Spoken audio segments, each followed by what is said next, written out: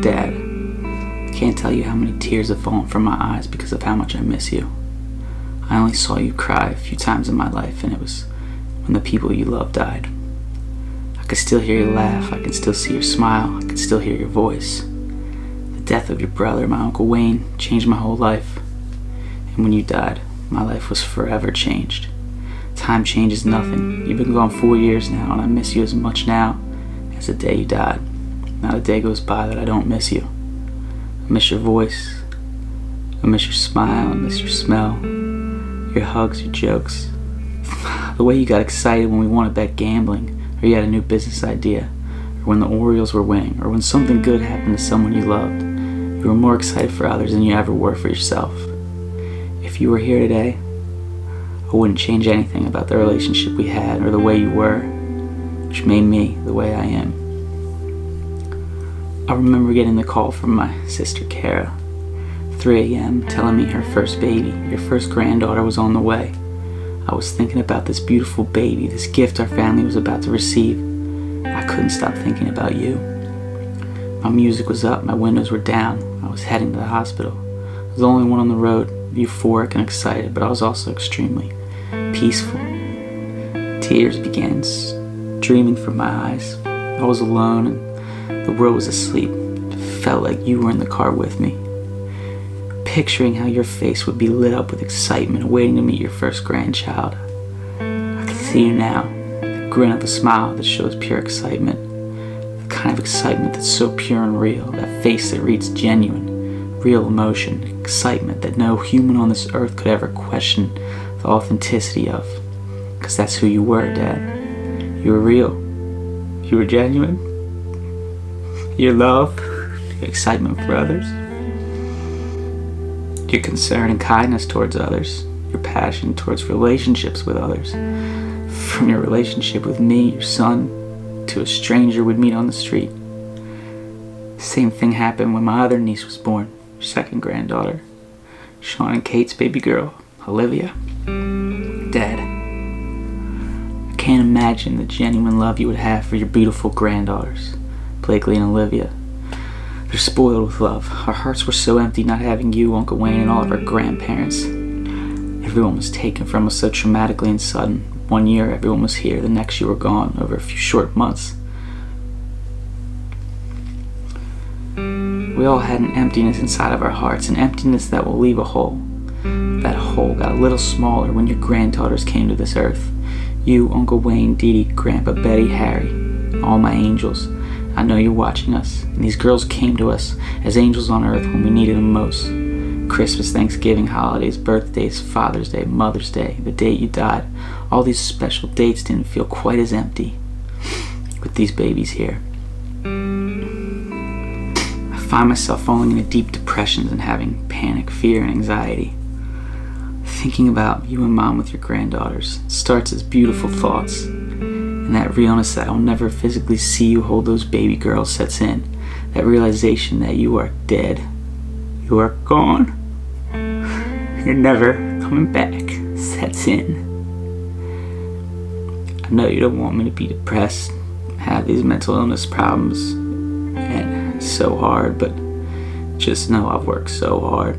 I've come so far. But if you were here today, Dad, I wouldn't be the uncle to your beautiful granddaughters that I am. If you were here today, I wouldn't be the man that I am today. I wouldn't be the version of myself to take care of Mom, your beloved wife, Karen. I wouldn't be the version I am to look after and take care of my sisters, Karen and Carly. I wouldn't be the brother that my brother Sean always wanted me to be. The version of me he wanted for me more than I wanted for myself.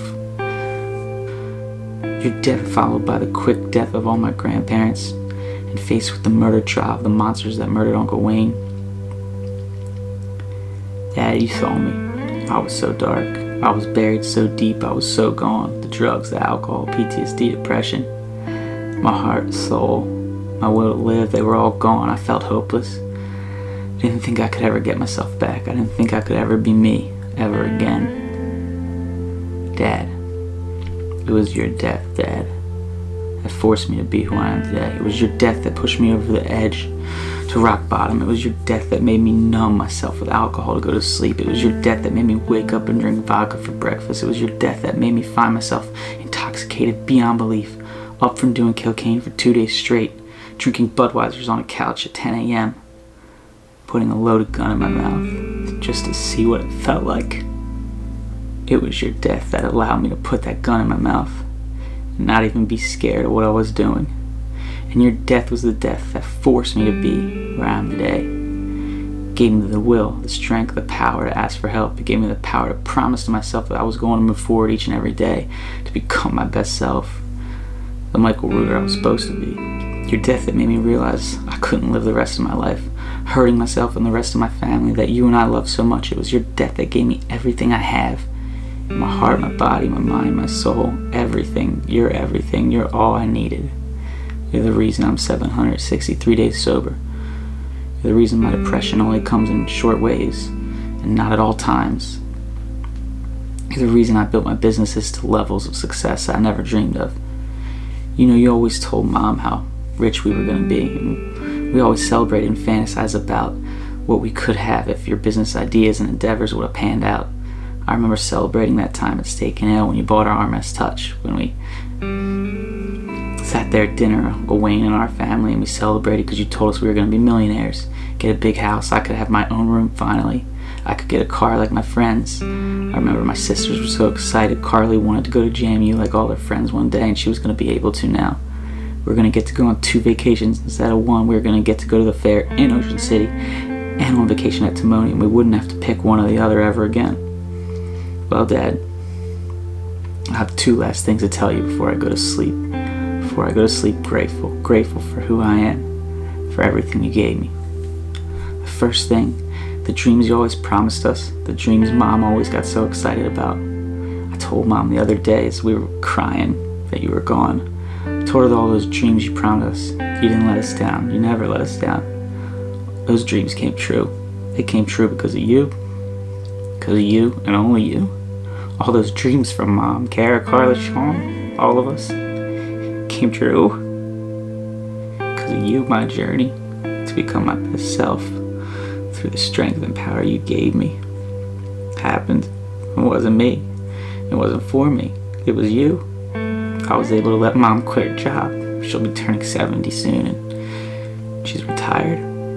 She can spend the days with her grandkids. She can enjoy her life. And just as I promised you on her deathbed, I promised to Mom that now she can do anything she wants and never worry about money ever again.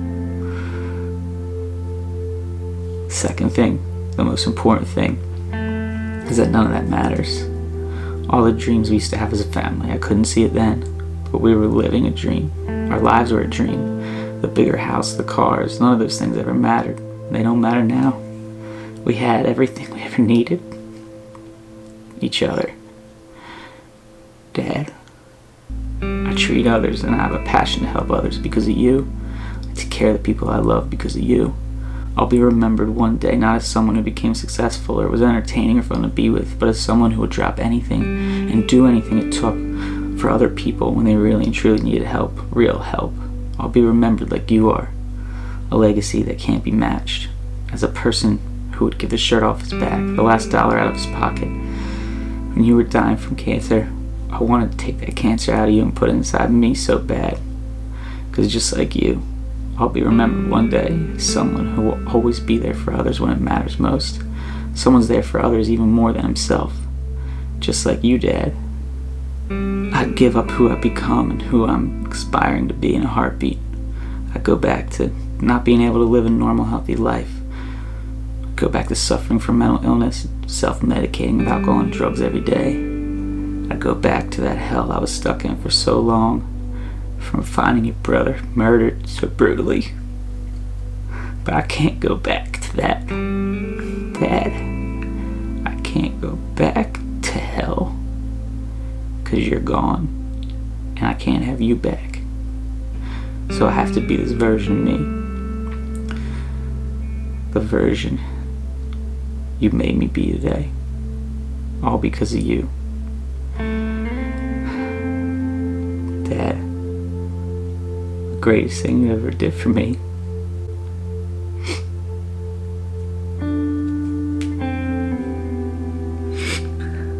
just die?